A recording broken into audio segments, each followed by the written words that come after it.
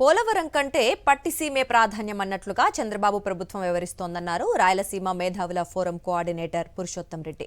పోలవరం కుడి కాల్వ పనులు 85% దివంగత సీఎం వైఎస్ రాజశేఖర రెడ్డి హయాంలోనే పూర్తయ్యాయన్నారు. కేవలం 15% పనులు పూర్తి చేసిన చంద్రబాబు దానికి పట్టిసీమ పేరు పెట్టి గొప్పలకు పోతున్నారన్నారు. కుడి ఎడమ కాలువలకు చంద్రబాబు గత ప్రభుత్వం 3,000 కోట్లకు పైగా ఖర్చు చేసిందన్నారు. అదే డబ్బు పోలవరం ప్రధాన ప్రాజెక్టుకు పెట్టి ఉంటే మొదటి దశ ఎప్పుడే పూర్తయ్యేదన్నారు Purushottam Reddy.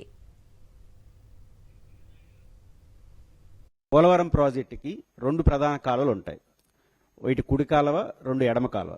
Per day 1.5 TMC, దాదాపు 120 రోజులు గోదావరి ప్రవాహం ఉంటే 180 టీఎంసీలు నీళ్లు తీసుకునే సామర్థ్యంతో రాజశేఖర రెడ్డి గారి ప్రభుత్వం కుడి కాలువను ఎడమ కాలువను డిజైన్ చేసింది. కుడి కాలువ 85% రాజశేఖర రెడ్డి గారు వారి నాయకత్వంలో తర్వాత ప్రభుత్వాలు పూర్తి చేసినాయి. మిగిలిన 15% పూర్తి చేసి లిఫ్ట్ పెట్టి చంద్రబాబు గారి ప్రభుత్వం దానికి పట్టిసీమ అని పేరు పెట్టారు. తర్వాత ఉభయ కాలువలకి లిఫ్టులకి 3,000 పైచిలు కోట్ల రూపాయలు 14 నుంచి 19 వరకు తెలుగుదేశం ప్రభుత్వం ఖర్చు పెట్టింది. నిజానికి ఈ 3,000 పైచిలుకు కోట్ల రూపాయలని ఆ 14 నుంచి 19 లోపలే పోలవరం మెయిన్ ప్రాజెక్ట్ నిర్మాణానికి గాని శ్రద్ధ పెట్టి ఉంటే, నిర్వాసితులకు కొంత క్లియర్ చేసుంటే మొదటి దశ తెలుగుదేశం పీరియడ్లోనే పూర్తి అయిపోయింది. ఆ ప్రయత్నం చేయకుండా దాన్ని ఆలస్యం చేసి ఈ మధ్య కాలంలో తాత్కాలిక ప్రయోజనాల పేరుతో పట్టిసీమను తీసుకొచ్చి అదే మొత్తం సమస్య పరిష్కారంగా మాట్లాడుతున్నారు.